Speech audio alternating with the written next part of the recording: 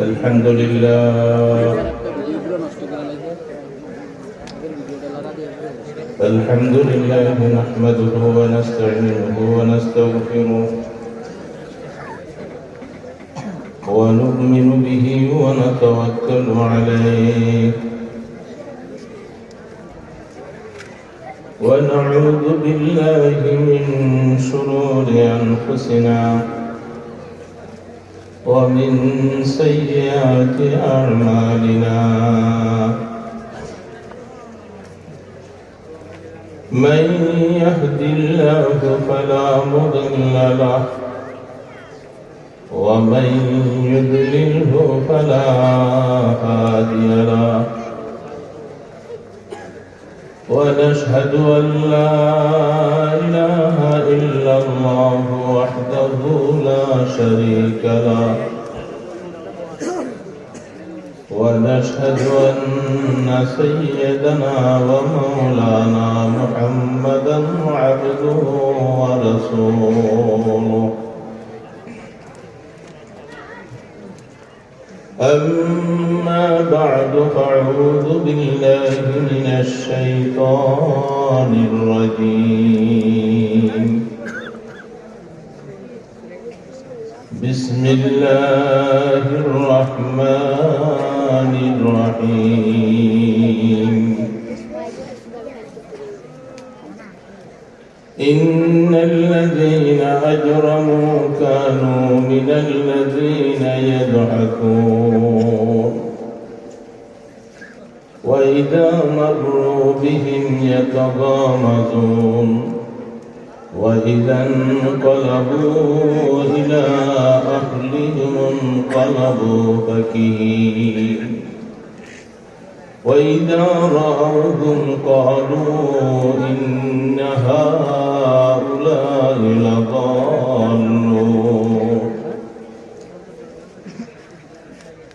صدق الله المولانا العظيم وصدق رسوله النبي الكريم ونحن على ذلك من الشاهدين والشاكرين والحمد لله رب العالمين درود شريف اللهم صل على محمد وعلى آل محمد كما صليت على إبراهيم وعلى آل إبراهيم إنك حميد مجيد اللهم بارك على محمد وعلى آل محمد كما باركت على إبراهيم وعلى آل إبراهيم إنك حميد مجيد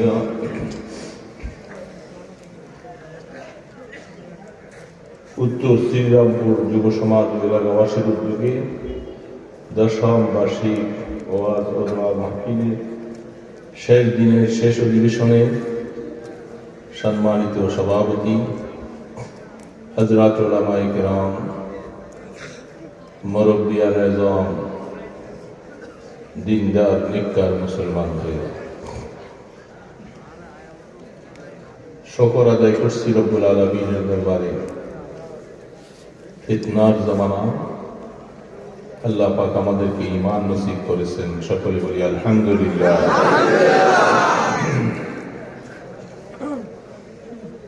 জওয়ান বুড়া সুস্থ অসুস্থ নারী পুরুষ সকলের কাছে যে জিনিসটা প্রয়োজন সেটার নাম হলো ঈমান সেই ঈমান আল্লাহ পাক আমাদেরকে দান করেছেন যে আল্লাহ পাকের অনেক দয়া কি বলে অনেক বুদ্ধি রাখে টাকা পয়সা অর্থ ক্ষমতা ঈমান পায় না আমরা অনেক সময় মনে করতে পারি তো আমরা ঈমান আইনা কি লাভ হবে আমরা তো দুনিয়ার এত বড় সম্পদ পাইনি বিশাল ক্ষমতা পাইনি ঈমানের সাথে ওজন করবে এমন কিছু পৃথিবীতে আর নেই। আল্লাহ তাবারক ওয়া তাআলা দয়া করে আমাদেরকে ঈমান দিয়েছেন। এই ঈমানটুকু যেন আল্লাহ পাক আমাদেরকে মওত পর্যন্ত ধরে রাখার তৌফিক দান করেন। আলেম বলেন, ফাদিল বলেন, মুহাদ্দিস বলেন, মুফতি সাহেব বলেন, ইমাম বলেন, খতিব বলেন, যে কোনো লাইনের হোক না কেন, সকলের কাছে ঈমানটা এত প্রিয়, দুনিয়ার মধ্যে অন্য কোনো জিনিস এত প্রিয় না। সেই ঈমানটা আমাদের আছে বলে আমরা আশা করতেছি। কি বলেন, আছে না নাই? আশা তো অবশ্যই করব। কোনো কারণে কোনো জিনিসে যেন আল্লাহ পাক আমাদের থেকে ঈমানটা ছিনিয়ে না নেন। আল্লাহ রাগ করলে অনেক সময় ঈমান ছিনিয়ে নিয়ে যায়। তো ঈমানটুকু ধরে রাখতে কষ্ট হবে, এটা আল্লাহ রাসূল বলে গেছে। শেষ জামানায় এত ফিতনা আসবে, তসবিহ দানা ছিঁড়ে পড়া শুরু করলে যেমন একটার পর একটা ছিঁড়ে পড়ে যায়, ঠিক তোমাদের সামনে মুসিবতগুলি, পরীক্ষাগুলি এইভাবে একের পরে কাটবে। সেই সময় তোমরা ঈমানটা ধরে রাখা জ্বলন্ত কয়লার মধ্যে হাত রাখার মতো। সেই জামানা এখন আসছে কি আসে নাই? আসে নাই? চতুর্মুখী ঘটনা, চতুর্মুখী। সাহাবায়ে কেরাম যে যুগে ছিলেন, তাদের সবচেয়ে বড় একটা সাহস ছিল, রাহমাতুল আলম হায়াতে বেঁচে ছিল, রাসূল বেঁচে আছেন, যে কোনো কাজ করতে সাহসিকতার সাথে কাজ করছে। যখন আল্লাহ রাসূল দুনিয়া থেকে চলে গেলেন, চতুর্মুখী ফিতনা ইসলামের উপরে। হাদিস শরীফগুলি খুললে দেখবেন, আবু বকর সিদ্দিক রাদিয়াল্লাহু তাআলা আনহু, তিনি খলিফাতুল মুসলিমিন। যারা মুনাফিক ছিল এতদিন, রাসূলের সামনে আসে নত হইল, কিন্তু আল্লাহ রাসূল দুনিয়া থেকে চলে গেছেন, এখন মুনাফিকরা সব মাথা চাড়া দিয়েছে। নবুয়তের দাবিদার মুসাইলামাতুল কাযযাব, সেও তো আল্লাহ রাসূল থাকতেই বলছিলেন নবুয়তটা ভাগাভাগি হোক, অর্ধেক আমার অর্ধেক আপনার। নবুয়ত কি ভাগাভাগি হওয়ার জিনিস? রাসূল তার বিরুদ্ধে যুদ্ধ ঘোষণা করেছিলেন। আল্লাহ রাসূল হায়াতে বেঁচে ছিলেন না, তার সাথে যুদ্ধ হইয়া অনেক সাহাবায়ে কেরাম শহীদ হয়েছে। নবুয়তের দাবিদার ইহুদিরা, যারা মদিনা শরীফের পাশে ছিল, তারা সহ একসাথে মিলে আর যোগ সাধন শুরু হয়েছে। অর্থাৎ যতগুলি বাতিল শক্তি আছে, সমস্ত শক্তিগুলি এক হয়েছে ইসলামের বিরুদ্ধে মদিনা শরীফে। কি করে মুসলমানদেরকে শেষ করা যায়, মুসলমানকে খতম করা যায়, এরকম ষড়যন্ত্র বিশ্বের মধ্যে এখন আমাদের মুসলমানদেরকে নিয়ে শুরু হয়েছে। কি বলেন, ঠিক না? রাশিয়া, আমেরিকা, চীন, জাপান, ব্রিটেন, অস্ট্রেলিয়া, সমস্ত বড় বড় শক্তিগুলি সবাই তারা মুসলমানকে সহ্য করবে। তাদের একটাই কথা হলো, মুসলমান কেন পৃথিবীতে? এই জমিনটা কার? যারা এই জমিনে বসবাস করে তারা জমিন পাইবে কোথায়? আমার আল্লাহ এত ধৈর্যশীল। আমাদের মতো মানুষগুলো এই ক্ষমতা পাইলে আমরা তাদেরকে একেবারে নিষ্পিষি করে দিতাম, যে আল্লাহ পাক অনেক ধৈর্য, তিনি ধরে ধরে করে ধরেন, যে তারা আল্লাহকে মানে। আল্লাহু আকবার। আবু বকর সিদ্দিক রাদিয়াল্লাহু তাআলা আনহু রাসূল চলে যাওয়ার পরে সমস্ত সাহাবায়ে কেরামদেরকে ডাকলেন। সেখানে ওমরে ফারুক, হযরত আলী, খালিদ বিন ওলীদ, আব্দুল্লাহ ইবনে মাসউদ, বড় বড় সাহাবী যারা ছিলেন সকলকে আল্লাহ রাসূল আবু বকর সিদ্দিক রাদিয়াল্লাহু তাআলা ডাকলেন মুশাওয়ারা আসেন। ইসলামের উপরে চতুর্দিকে ষড়যন্ত্র চলছে, এই মুহূর্তে কি করা যায়? চুপচাপ বসে থাকা, কি বলেন? তসবিহ? হ্যাঁ, আবু বকর সিদ্দিক রাদিয়াল্লাহু তসবিহ কি কম জানতেন? খুব ভালো করে বুঝবেন কথা, হাদিসের মধ্যে আসছে। তিনি তো চুপচাপ বসে বসে, তাকে সমস্ত সাহাবায়ে কেরাম বলতেছে, খলিফাতুল মুসলিমিন আবু বকর, দেশের অবস্থা এখন খুব খারাপ, রাসূল চলে গেছেন, চতুর্মুখী ফিতনাওয়ালারা একসাথে তারা যোগ সজাগ হয়েছে। এই মুহূর্তে আপনি কাকে দমন করবেন, কার দিকে আপনি অস্ত্র উঠাবেন, সেই শক্তি তো আমাদের নাই, সবাইকে একসাথে মোকাবেলা করা। সব সাহাবায়ে কেরামদের মুশাওয়ারা একদিকে, আবু বকর সিদ্দিক রাদিয়াল্লাহু তাআলা তিনি ভিন্ন, একা একদিকে। বলেন সুবহানাল্লাহ। তিনি আবু বকর, তিনি বলতেছেন, আখরুজু ওয়াহদা, হে ওমর, এত বড় শক্তিশালী তুমি ওমর, তুমি না আল্লাহ রাসূলকে 100 উট পাওয়ার আশায় রাসূলের গর্দানটা আনবার জন্য তুমি না বাইর হয়েছিলা? খালিদ বিন ওলীদ মওতার যুদ্ধের মধ্যে 9টা তরবারি কাফেরদেরকে হত্যা করতে তুমি ভেঙেছো। একটা নয়, দুইটা নয়, 3টা, 4টা, 5টা, 6টা, 7টা, 8টা তরবারি একের পরে এক কাফেরদের গর্দান উড়াতে যায় শেষ করে দিয়েছ। নবম নম্বর তরবারির দ্বারা আল্লাহ ইসলামের বিজয় দান করেছে। খালেদ, তুমি কি হয়ে গেলা? আজকে বলতেছ চুপচাপ থাকবা, এখন দেশের পরিস্থিতি ভালো না। হযরত আলী, আল্লাহ পাকের এত বড় শক্তি যাকে দিয়েছিলেন, খায়বারের যুদ্ধের সেই বিশাল যে ঢালটা ছিল তাদের গেটের সামনে, গেটটা 40 জন মানুষ উঠাতে পারে না, সেই ঢালটা হযরত আলী রাদিয়াল্লাহু তাআলা তিনি একা উঠাইয়া ঢাল রূপে ব্যবহার করেছেন।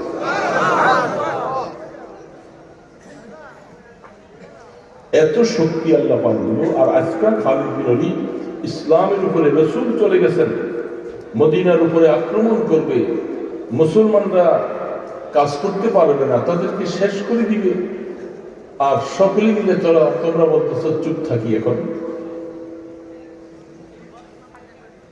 খলিফাতুল মুসলিমিন ওমর ফারুক সকলের সাথে পরামর্শ করার পরে যখন সকলেই ক্ষান্ত হয়ে গেল, তিনি একা ভাষণ দিয়ে বললেন, কেউ যদি আমার সাথে না আসে কোনো আপত্তি নাই, আমি একা তাদের মোকাবেলা করব।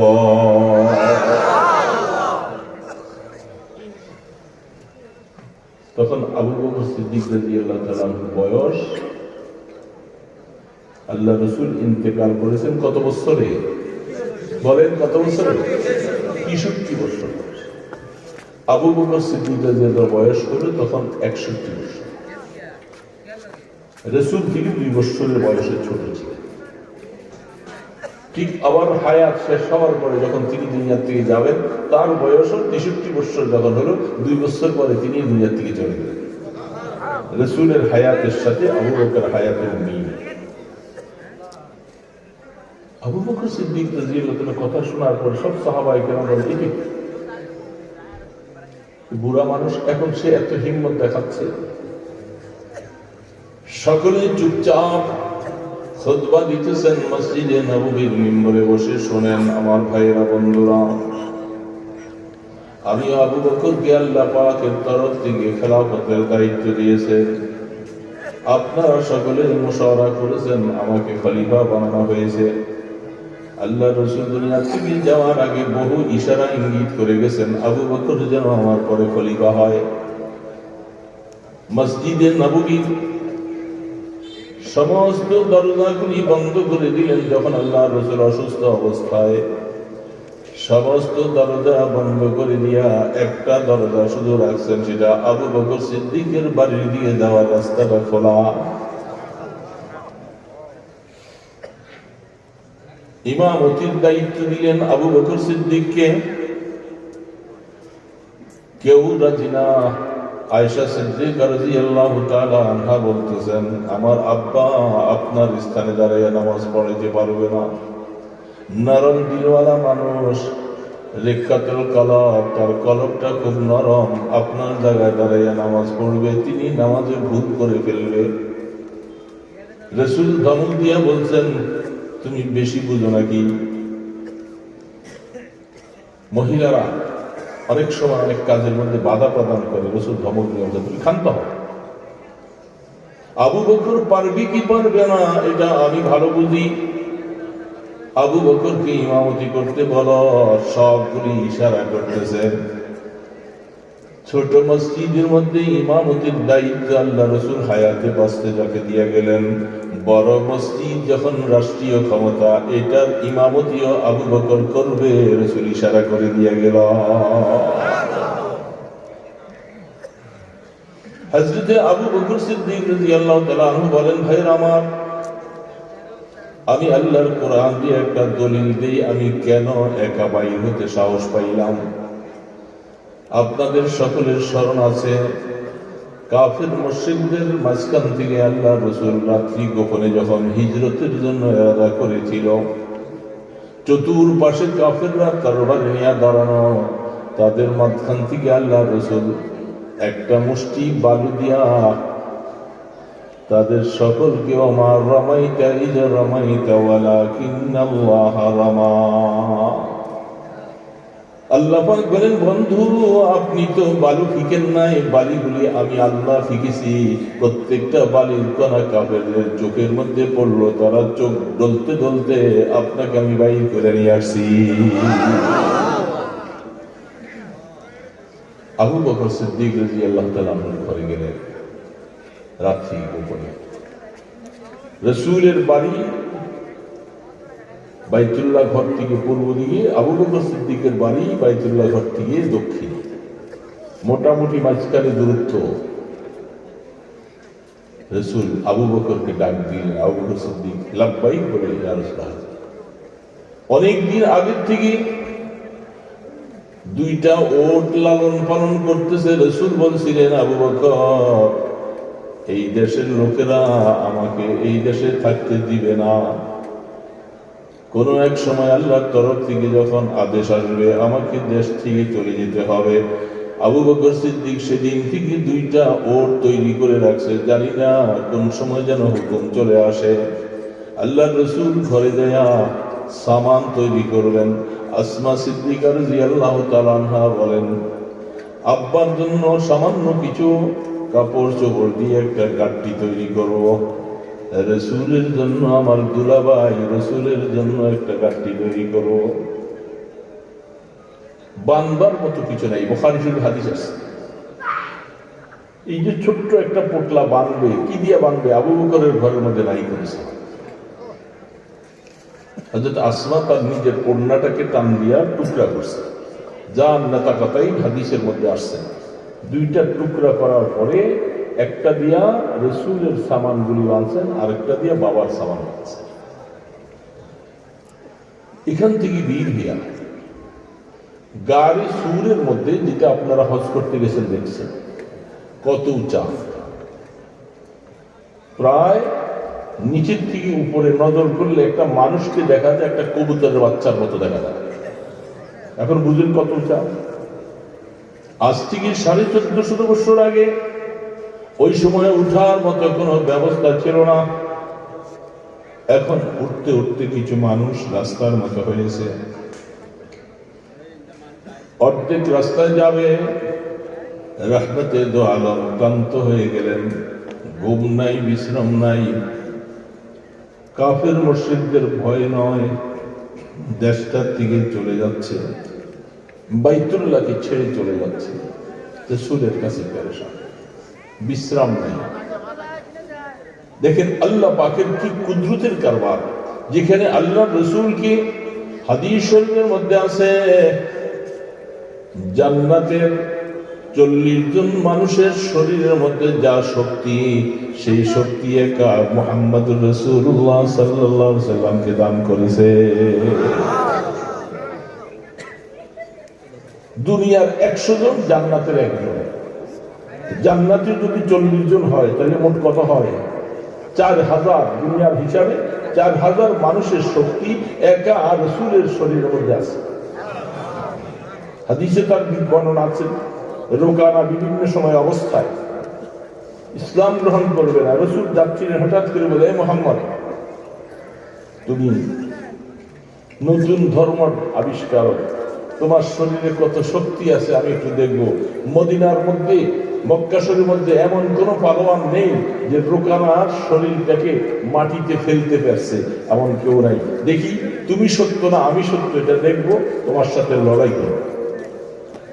রাসূল শক্তি পরীক্ষার জন্য না ইমানের দাওয়াত দেওয়ার জন্য? রোকানা যখন প্রস্তাব দিয়ে আসছে আল্লাহ রাসূল, তিনি তো খেয়াল হলো, দেখি এত বড় পালোয়ানটা ইসলামের মধ্যে আনা যায় কি?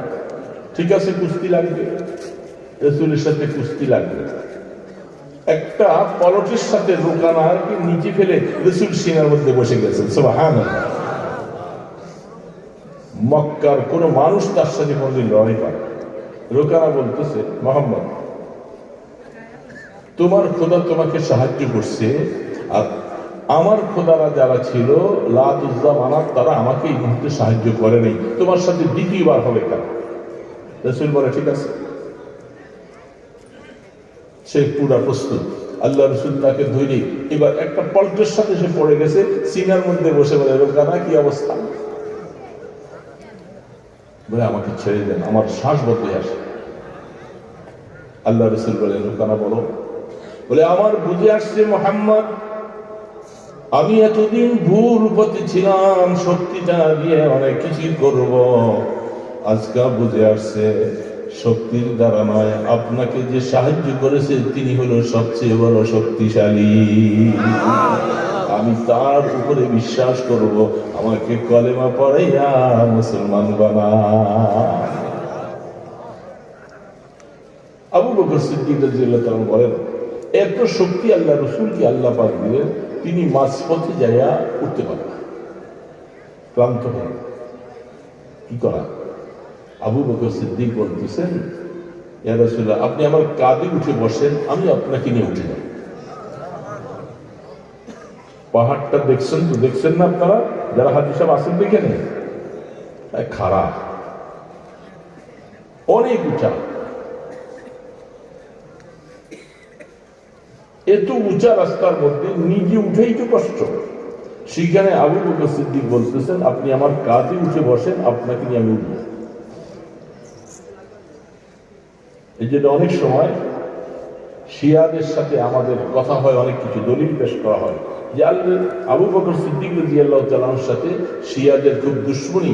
তারা অনেক সময় হজে যায়, আবু বকর সিদ্দিকের গালি দেয়, তাকে সালাম দেয় না, আজে বাজে কথা বলতে থাকে। বলে, আমি যে আবু বকরের কাঁধে মুহাম্মদুর রাসূলুল্লাহ চড়ছিলেন, সে আবু বকরের মতো এত পৃথিবীতে আর মানুষ কোথায় হতে পারে? তারা সেখানে অনেক আজে বাজে কথা বলে। রাসূল তো অনেক গাদা ঘোড়ার পিঠও চলছে, এই জন্য তারা কি দামি হয়ে গেছে? আবু বকর সিদ্দিক রাদিয়াল্লাহু তাআলা রাসূলকে নিয়া এই শক্তিটা আল্লাহ পাক কেন দিলেন? আবু বকরের মর্যাদাকে আল্লাহ বাড়ানোর মাকসাদ, এই জন্য রাসূলকে একটু কমজোর করে দিলেন, আবু বকরের শরীরের মধ্যে সেই শক্তি দিয়ে দিলেন, তিনি নিয়ে রাসূলকে নিয়ে গাড়ি চড়ে উঠলেন। সেইখানে যাওয়ার পরে আমি যে কথাটা বলার জন্য সূত্রটা বলতে চাই, আবু বকর সিদ্দিক দলিল পেশ করবে তার সাথী ভাইদের সাথে। ওই সময় কাফেররা আবু বকর সিদ্দিক আল্লাহ রাসূলকে পদচিহ্ন খুঁজতে খুঁজতে গুহার কাছে যাইয়া পড়ছে, নিচের থেকে পা দেখা যায়। আল্লাহ রাসূল কি করলেন? মাকড়সা দিয়ে জাল বুনলেন এবং কবুতর দিয়ে ডিম পাড়াইলেন, সমস্ত কথা আছে না? সেই সময় আল্লাহ রাসূলকে আবু বকর বলছিলেন, ওগো রাহমাতুল আলম, দুশ্মনরা তো গুহার মুখে তারা যদি একটু নিচের দিকে তাকায় তা আমাদেরকে দেখবে, দেখলে আমার মতো আবু বকর হাজারো জীবন চলে যাক, আফসোস নেই যে তারা তো আপনাকেও মেরে ফেলবে। এই কথা বলে আবু বকর চোখের পানি ছেড়ে দিলেন, পেরেশান। আল্লাহ পাক বলেন, জিবরিল তাড়াতাড়ি যাও, আমার বন্ধুর সাথে তার বন্ধু, ভয় পাওয়ার জন্য তাদেরকে আমি পাঠাই নাই, বলে দাও ইয ক্বালা লিসাহিবিহি লা তাহজান ইন্নাল্লাহা মা'ানা। বলে দাও আবু বকরকে আমার বন্ধু যেন বলে দেয়, সাথী আমার। এ আবু বকর, আল্লাহ পাক আয়াত নাযিল করে বলছেন ভয় পাওয়ার কোনো কারণ নাই, তোমরা দুইজন নয়, তোমাদের সাথে আমি আল্লাহ আছি। আল্লাহ যদি কারোর সাথে থাকে তার কোনো ভয় আছে? সমস্ত সাথীদের কি বললেন, এ বন্ধুরা আমার, আপনাদেরকে আমি কেন বললাম আখরুজু ওয়াহিদা, আমি একা তাদের মোকাবেলা করব, কারণ হলো আপনারা কেউ না আসলে আমার কিছু আসে যায় না।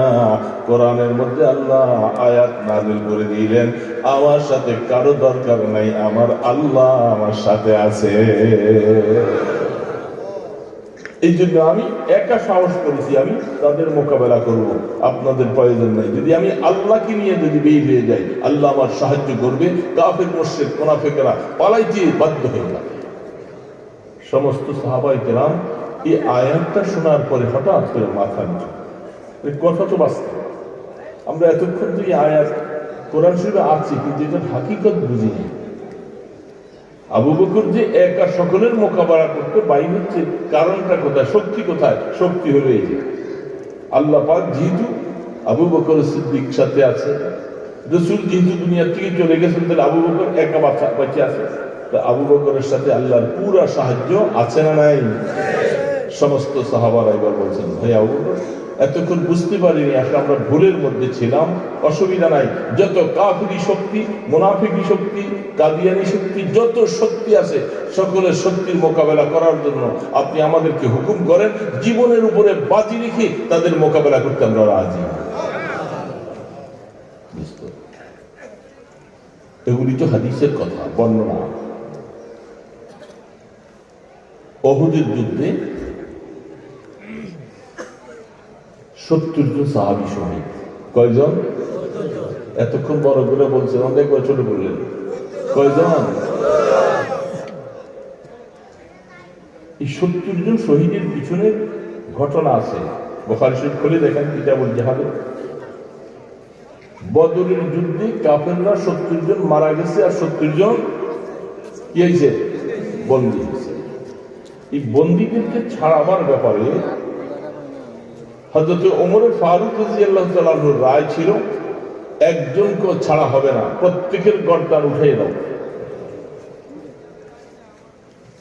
যেমনি ভাবে আজকে ওই সময় যদি সুযোগ আপনি দেন, এরা পরবর্তীতে সুযোগ পাবে। আজকে কথা প্রসঙ্গে বলি, অনেক তবলিগওয়ালা ভাই আসেন না কেন? তবলিগ করেন, আসেন? আলমী সুরার সাথে আসেন না সাদিয়ার সাথে আসেন? যে আমাদের 4 জন ভাইকে যে শহীদ করে দিয়েছে, খবর পাইছেন? হ্যাঁ, টঙ্গীতে যে গত রাত্রে আমাদের 4 জন ভাইকে তারা শহীদ করে দিয়েছে, খবর পান নাই? 18 সালের ওই প্রথম 1 ডিসেম্বর, ওই সময় যে তারা আমাদের ভাইদেরকে শহীদ করেছিল, ওই সময় যদি এটা কঠোর হস্তে যদি দমন করা হতো, তাহলে আজকে এখানে 23 সালের শেষ অবস্থায় নতুন করে আবার আমার ভাইদেরকে এইভাবে শহীদ করার সুযোগ তারা পেত না, সাহসও পাইত না, তাদের কোমর ভেঙে যেত। সে বড় আফসোসের বিষয়। বুড়া বুড়া মুরব্বীরা যারা আছেন, ভালো করে বুঝে নেন, তাবলীগ করতেছেন বুড়া বুড়া লোকগুলি, তারা সমস্ত যুবক লোকগুলি তাদের লোকগুলাকে একত্রে করে দেশীয় অস্ত্র শস্ত্র ছুরি নিয়ে সবকিছু নিয়ে তারা অতর্কিত হামলা করে কত মানুষকে তারা এইভাবে হাত পা ভেঙে তাদেরকে হাসপাতালে পাঠাইছে, আর 4 জনকে ছুরি মাইরা এইভাবে করে নামাজ পড়তেছিল, নামাজরত অবস্থার ভিতরে তাকে ছুরি মাইরা শোয়া পেটের ভিতরে ছুরিটা ঘুটে এইভাবে তাদেরকে শহীদ করেছে। দোস্ত, এরা তবলিগের নামে সন্ত্রাসী, এরা তবলিগ না। ফ্যাসিস্ট সরকারের সহযোগিতায় যেমন আগের বার করেছিল, এখন সে ফ্যাসিস্ট শেখ হাসিনা ভারতে বসে বসে তাদের দলের লোকগুলাকে ডাইরেক্ট কাজ করতে পারে না, আরেকজনের উপরে সাওয়ার হইয়া তারা আমাদের ভাইদেরকে এইভাবে করে শহীদ করছে, আমার ভাইদেরকে হত্যা করছে, আমার ভাইদেরকে তারা মাইরা সবকিছু আহত করে দিচ্ছে। তারা এই সুযোগটা পাচ্ছে। আবারও নতুন করে যদি তাদেরকে সেই সুযোগ দেওয়া হয়, আমাদের মার খেতে হবে, আমরা মার খেতে রাজি না।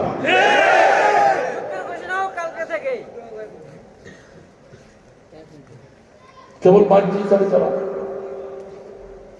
সাদের ব্যাপারে সমস্ত ওলামায়ে কেরাম দারুল দেওবন্দ সহ সকলের একমত, সাদ গোমরাহ পথভ্রষ্ট হয়ে গেছে, তার ঈমান নাই। তার পিছনে যারা থাকবে এরা বেঈমান হয়ে যাবে, এদের ঈমান থাকবে। তাদের মধ্যে এক মাওলানা মুফতি সে ফতোয়া দিচ্ছে, যারা সাদকে মানবে না, সাদকে যারা আমির মানবে না, এদেরকে হত্যা করা ওয়াজিব। বলে নাউজুবিল্লাহ, ওয়াজিবুল কতল তারা বলতেছে। আপনারা এখানে যারা আছেন, আপনারা সাদকে মানেন? কারা কারা মানেন? তাহলে তাদের ফতোয়া অনুযায়ী আপনাদের সকলকে হত্যা করা তারা ওয়াজিব বলতেছে। যারা তাকে মানবে না তাদেরকে হত্যা করা। এই ফতোয়াটা দেওয়ার পরে তাদের দলের লোকগুলি তারা এখন সাহস পাইছে, যেহেতু ফতোয়া পাইয়া গেছি, এখন যেখানে পাবে এদেরকে আমাদেরকে হত্যা করবে। এই জন্য গত রাত্রে 4 জনকে শহীদ কাকরাইলে জানাজা হলো। আমাদের ভাইরা এখনো অনেকে আছে, নিখোঁজ আছে কয়েকজন, তাদেরকে কোথায় আছে, মেরে ফিরে কোথায় লুকিয়ে রাখছে এটার খবর নাই, হদিস নেই। এর মধ্যে আমাদের নারায়ণগঞ্জের সাথী আছে অনেক। বলেন তাহলে কত দিকের ফিতনা শুরু হয়েছে? আমরা চুপচাপ বসে থাকবো আর আমরা এইভাবে জান্নাতে চলে যাব? এটা তো হতে পারে না। আল্লাহ পাক কোরআনে বলতেছেন, আম হাসিবতুম আন তাদখুলুল জান্নাহ, বেহেশতে যাইবা এমনি। অথচ আমার সাহাবায়ে কেরাম, আমার রাসূল, তাদের উপরে যে পরিস্থিতিটা হয়েছিল, তারা যেভাবে করে আল্লাহর জন্য নজরানা দিয়েছিল, সেগুলি কিছু তোমরা করবা না, আর তোমরা বেহেশতে এমনি দেবে না। মসজিদে বসে বসে, হ্যাঁ, এটা নাকি একরামুল মুসলিমিন? এটা কোন তবলিগ? আজ পর্যন্ত আমাদের পক্ষ থেকে কোনো মানুষকে হত্যার অবস্থা নেই। তারা ওই সেই 18 সালের 1 ডিসেম্বর এইভাবে হত্যা করেছে। আবার নতুন করে গতকাল কিভাবে তারা ঢুকেছে ভাইয়া, ওয়ার্ল্ড অফ সমস্ত ভিডিও ফুটেজে সবকিছু আছে, সেখানে তারা ঢুকে আমাদের ভাইদের উপরে তারা এখন টঙ্গী ইস্তেমার কাজকর্ম করতেছে, আর ঢুকে তাদেরকে এইভাবে আহত করেছে, হত্যা করেছে।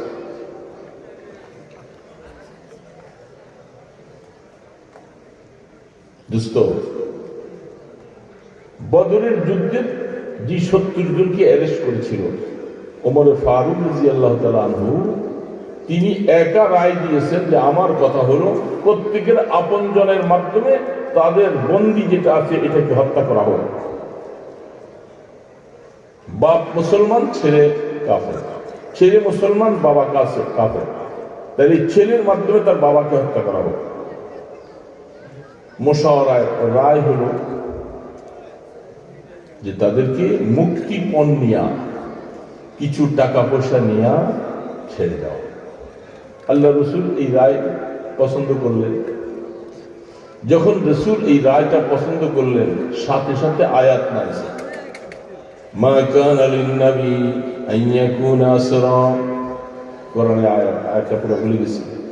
সাথে সাথে জিবরিল আলাইহিস সালাম আয়েশা বলেন, নবীর জন্য এটা ঠিক হয় না, তার হাতে যুদ্ধবন্দী কাফের কয়েদি যারা ছিল, দুনিয়ার কিছু অর্থের কথা মনে হইয়া তাদেরকে ছেড়ে দেওয়া আমার আল্লাহ এটা পছন্দ করে না।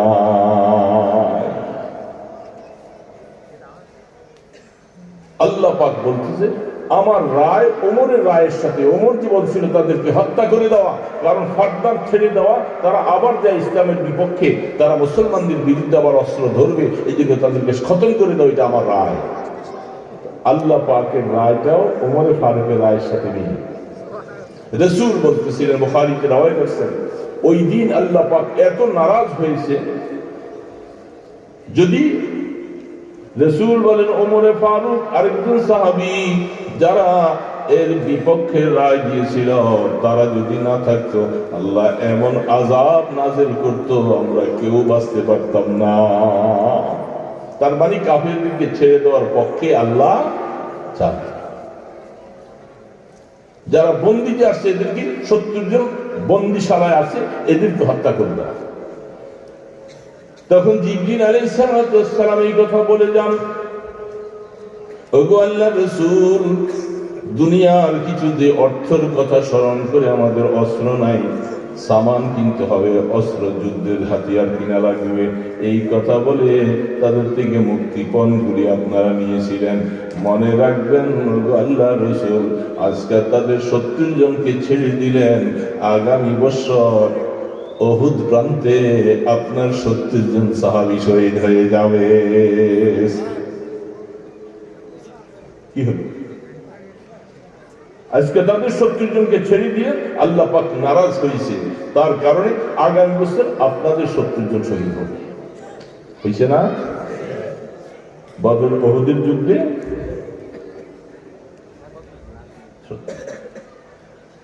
একজন গণায় কম, রাসূল বলতেছেন গণায় কম হওয়ার কথা নয়, জিবরিল যেহেতু বলে গেছেন 70 জন শহীদ হবে, কেউ বাঁচবে না। লাশগুলি সারিবদ্ধ করে রাখা হলো, টুকরা টুকরা করা হয়েছে, নাক কাটছে, কান কাটছে, হাত কাটছে, পা কাটছে, মশলা করে করে এমন ভাবে কাটছে। রাসূলের চাচা আমিরে হামজার লাশটা খুঁজে পায় না, ক্ষত বিক্ষত অবস্থায় টুকরা টুকরা গুলি একত্র করেছেন। ওই সময় আরেকটা লাশ খুঁজে পায় না, কে ব্যাপারটা কি, যেহেতু লিস্টির মধ্যেও তার নাম, তিনি যুদ্ধে আসছেন বড় প্রমাণ নাই, তিনি হলেন হযরতে হামজা রাদিয়াল্লাহু তাআলা।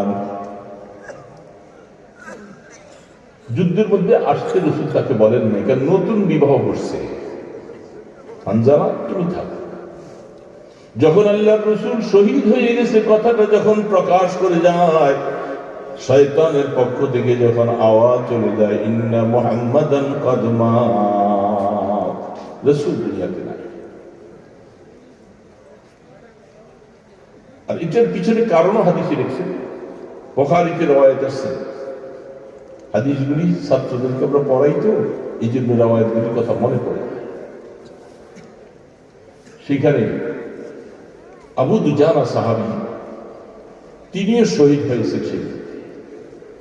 তার চেহারা আর রাসূলের চেহারা প্রায় সেম, এই জন্য তিনি শহীদ হয়ে যাওয়ার কারণে এখন অনেকেই এই কথাটা বিশ্বাস করেছে যে ইন্না মুহাম্মাদান ক্বাদ, যে রাসূল শহীদ হয়ে গেছে।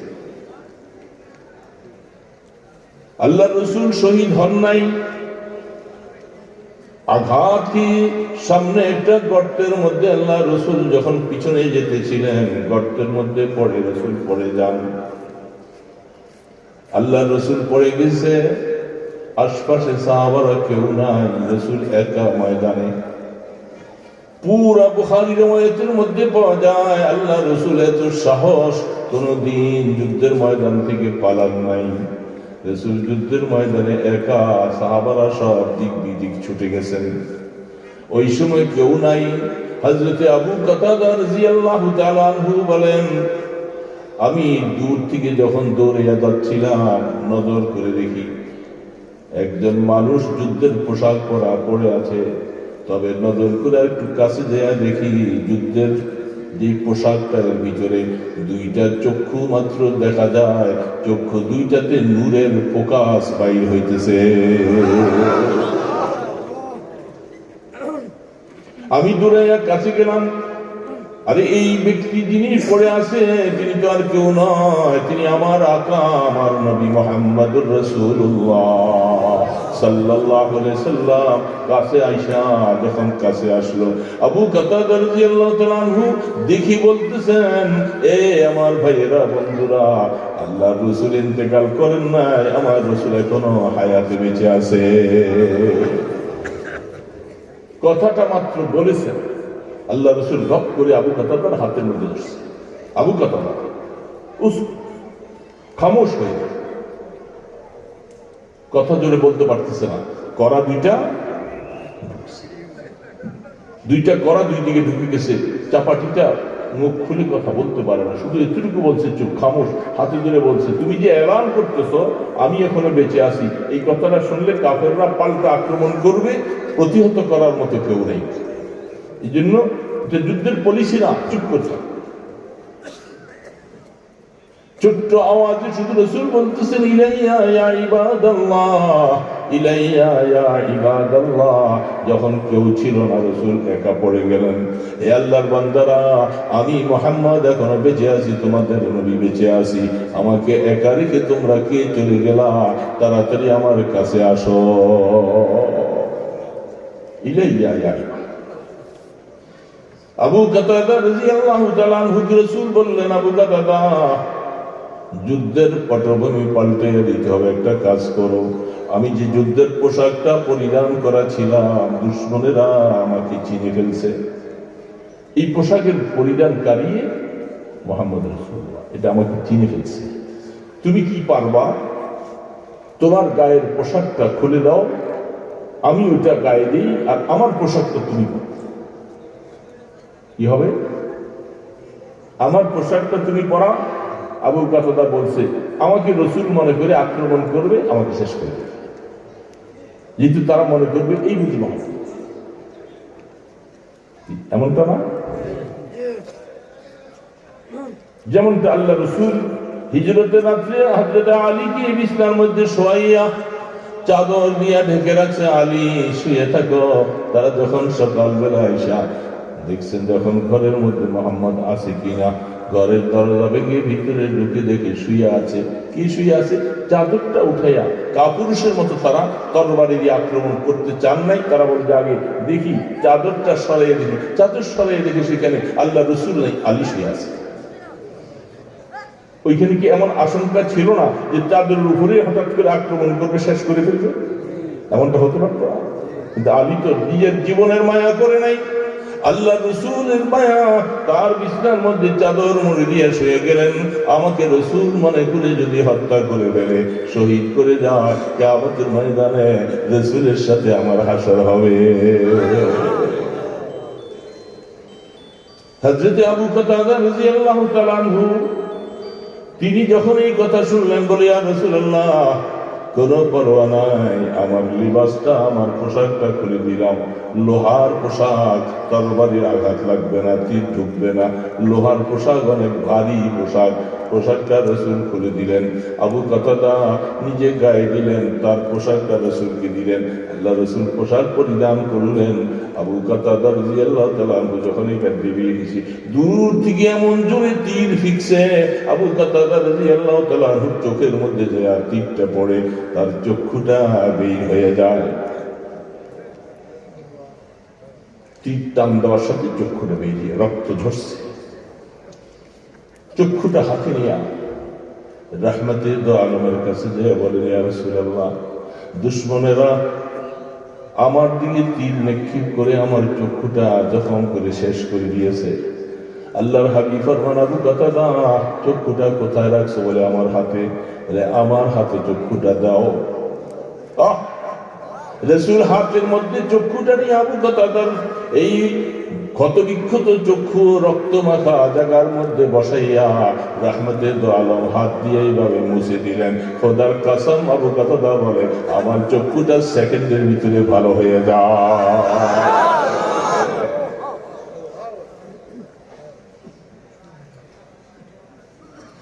আমি আগের চক্ষুটার থেকে বেশি দেখতেছি।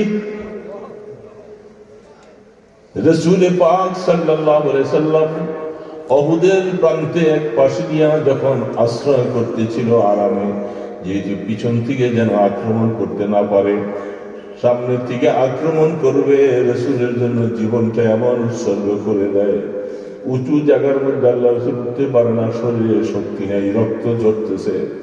হযরত তালহা বলতেছেন, ও আল্লাহর হাবিব, আপনি ক্ষত বিক্ষত উপরের দিকে উঠতে পারেন না, আমি আমার পিঠটাকে বিছাইয়া দিলাম, আপনি আমার পিঠের মধ্যে কদম রাইখা সিঁড়ি বানাইয়া আপনি উপরে উঠেন। রাসূল আবু তালহার পিঠের মধ্যে পা রেখা কদম দিয়া সামনে উঠে দেয়, যখন বসলেন রাসূল বলেন, কদ ওয়াজাবাত, আরে তালহা, তোমার জন্য জান্নাত ওয়াজিব হয়ে গেছে। তুমি রাসূলের জন্য আজকে নিজের পিঠকে পাইতে দিলা, সিঁড়ি বানাইয়া দিলা। মনে রাখো, এই পিঠ কোনোদিন জাহান্নামে যাবে না। আল্লাহর পয়গম্বরের কদম যে শরীরের সাথে লেগেছে, এইটা আল্লাহর জান্নাতের মালিক হয়ে যাবে। তারা রাসূলকে রাখে। কিছু সাহাবায়ে কেরাম সামনে দিকে নজর রেখা, বুক পাইকা রাসূলকে পিছনে রেখে এবার দাঁড়িয়েছে, গোল হয়ে দাঁড়িয়েছে। কাফেররা যখন টের পাইছে যে রাসূল বেঁচে আছে, উহুদ প্রান্তে তাকে নিয়ে রাখছে, তারা দূর থেকে এসে আবার নতুন করে তীর মারার প্রস্তুতি শুরু করছেন। আল্লাহু আকবার। সাহাবায়ে কেরাম তীরগুলি আসে, সবগুলি সিনার মধ্যে পাইতে নাই, একটা তীর রাসূলের গায়ের মধ্যে যেন না পড়ে। আল্লাহু আকবার। ৮০টার মতো তীর হযরত তালহা তার শরীর দিকে খুলেছে।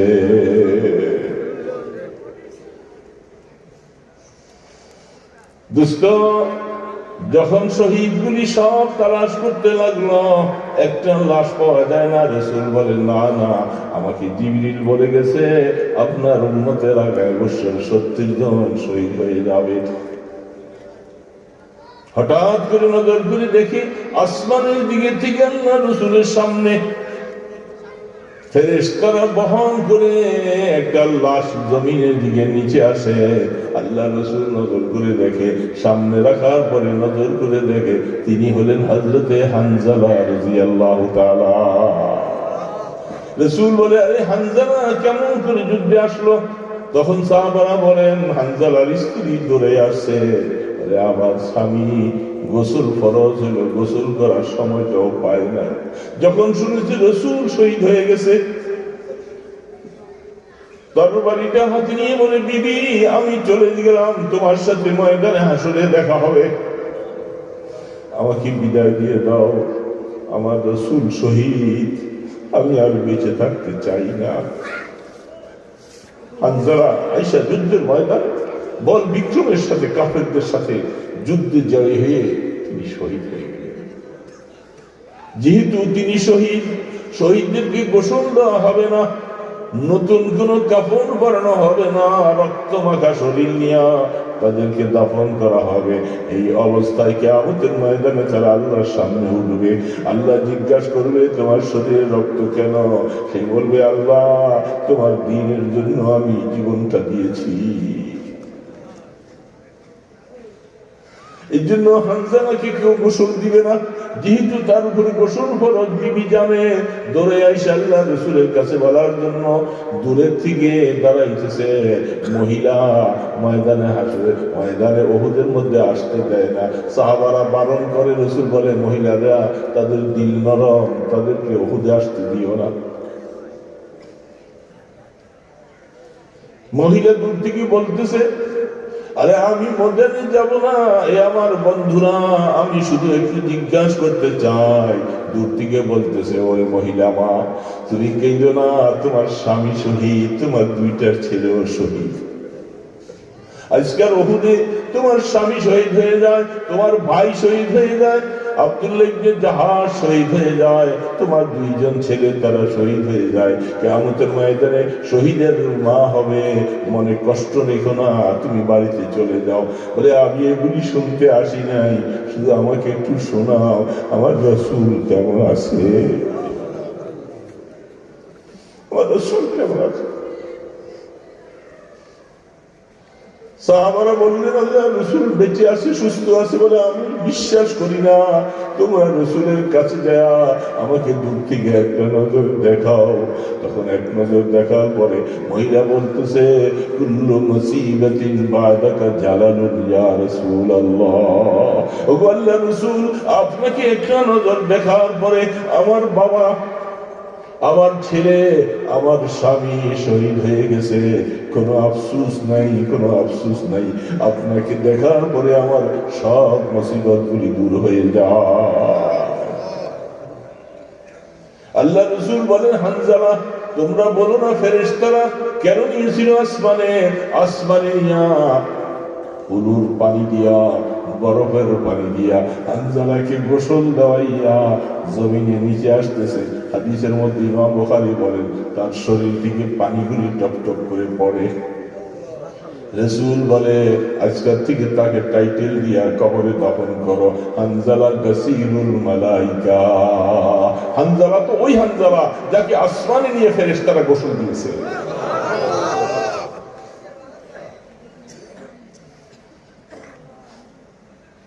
উহুদের যুদ্ধে আসতেছে, তখন গনে দেখে 70 জন পুড়ে যায়। রাসূল বলেন, হ্যাঁ ঠিক, 70 জন শহীদ। এই আমার মুসলমান ভাইরা, বদরের যুদ্ধের সামারি খোলাসার মধ্যে সব কিছু লেগেছে। এই সামান্য কিছু অর্থের জন্য এই 70 জনকে যাদেরকে এইভাবে করে ছেড়ে দেওয়া হলো, তারা কেউ না কেউ মুসলমান হয়েছে, অনেকেই আবার মুসলমান হয় নাই।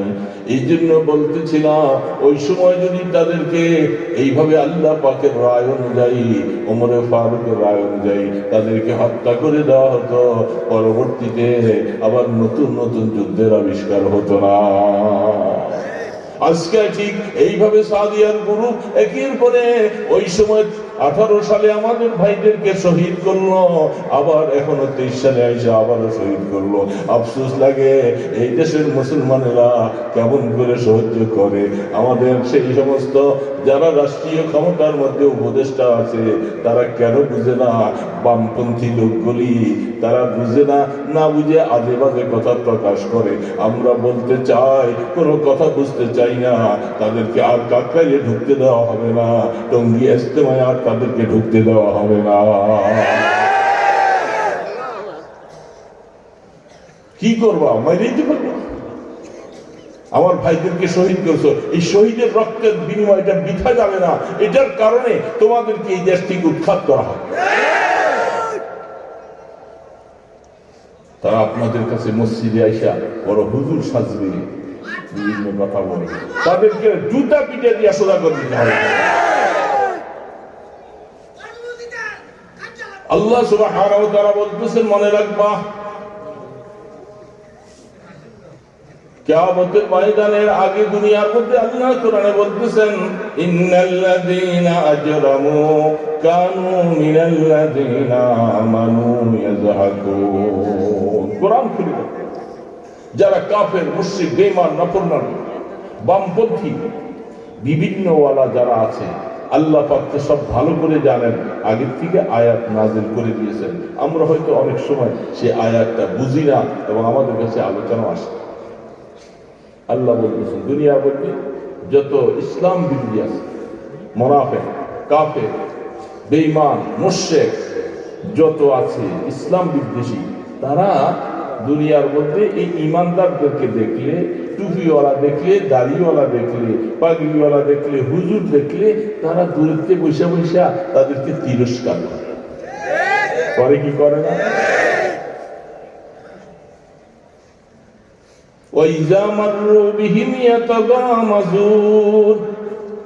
যখন তাদের পাশে দিয়া যায়, চোখটাকে মটকায় মটকায় তাদের দিকে তিরস্কার করে আর মুস্কি হাসে, হাত তালি দেয়।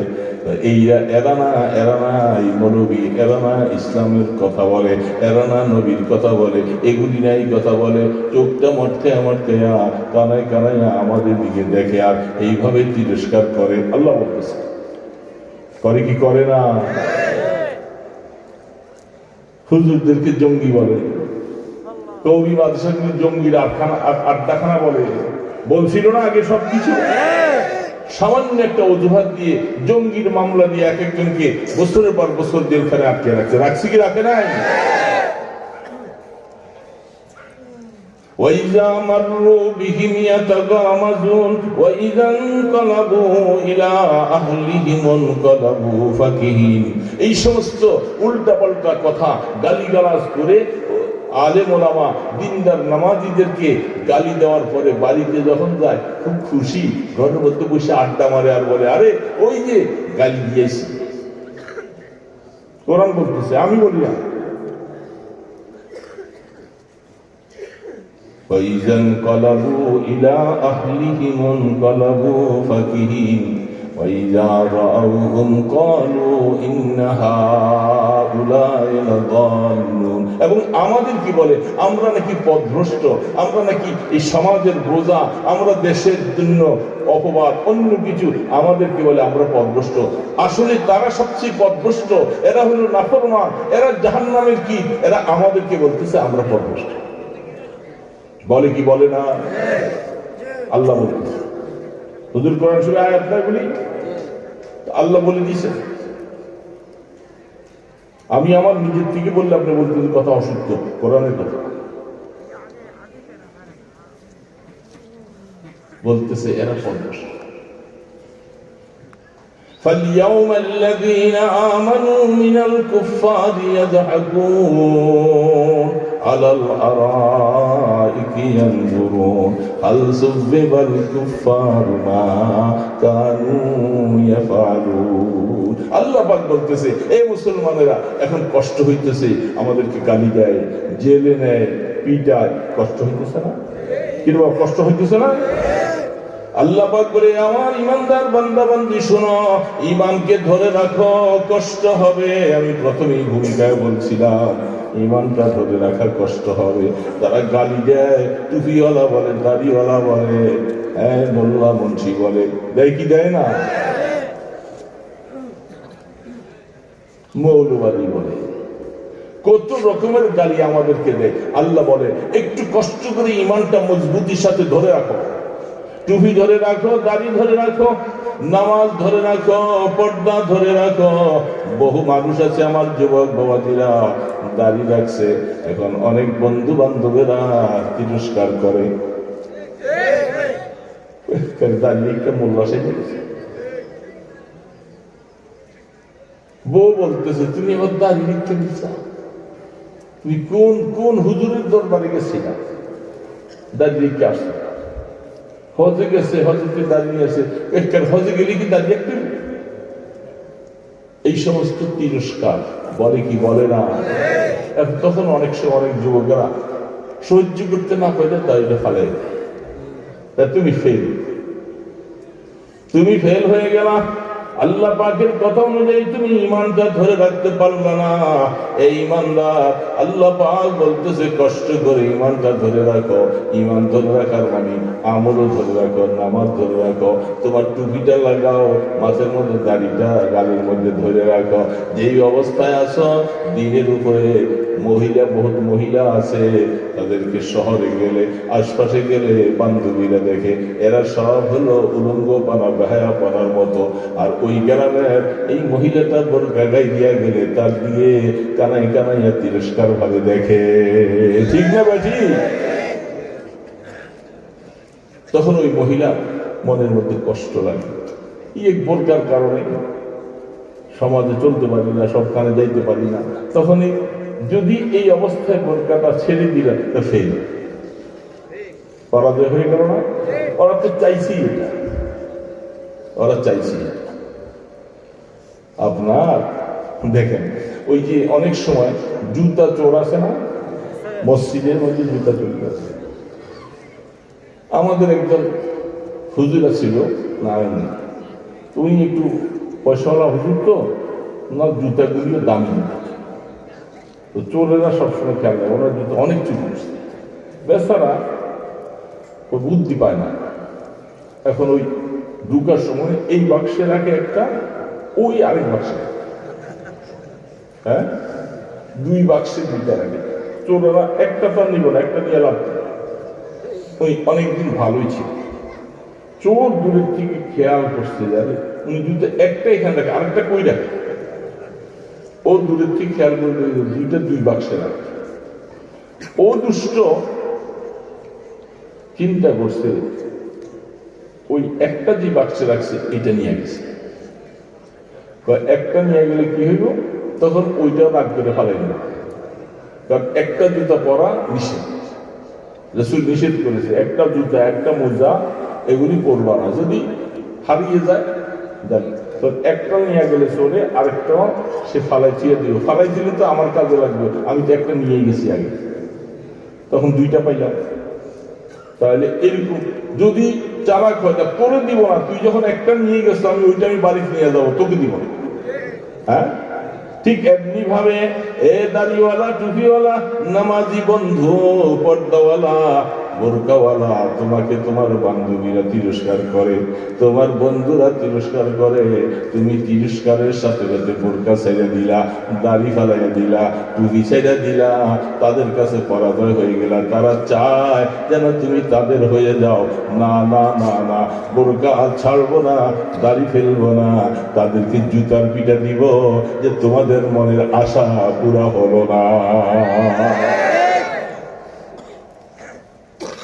মুসলমান, এই জন্য আল্লাহ পাক বলছে মনে রাখো, আজকে কষ্ট করে এইভাবে জীবনটা ধরে রাখছো ঈমানদার, আসতেছে তোমাদেরকে আমি আল্লাহ কোরআনের মাধ্যমে সুসংবাদ দিয়ে যাই, ইন্নাল্লাযীনা আমানু মিনাল কুফফারি ইয়াযহাকুন।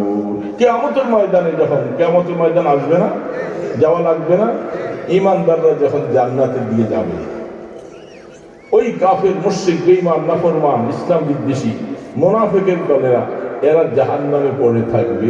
ঈমানদারকে আল্লাহ পাক বলবে, এই দুনিয়ার মধ্যে মনের শান্তি মিটাইতে পারো নাই, আসো ওদের দিকে একটু চাইছে, বলো এই তোরা না ওরা কে রে জাহান্নামে আইলিকা, এখানে কেন? আমাদেরকে বলছি না আমরা জঙ্গিবাদী, আমরা অমুক তমুক, আমরা মৌলবাদী, আমাদেরকে মোল্লা কাঠমোল্লা দাড়িওয়ালা টুপিওয়ালা পর্দাওয়ালা বলে না, গালি দিছি না, এখন এখানে কেন তোরা? এই কেন এখানে? সেদিন তোমরা ঈমানদাররা তাদেরকে দেখি দেখি নিজের মনের স্বাদ মিটাইবা, আমি আল্লাহ সেই সুযোগ করে দিব তোমাদেরকে। মনে রাখবা সেদিন কত আনন্দ লাগবে, কষ্ট করে ঈমান ধরে রাখলাম, আল্লাহ পাক আমাদেরকে ময়দানে হাসরের সুযোগ করে দিছে।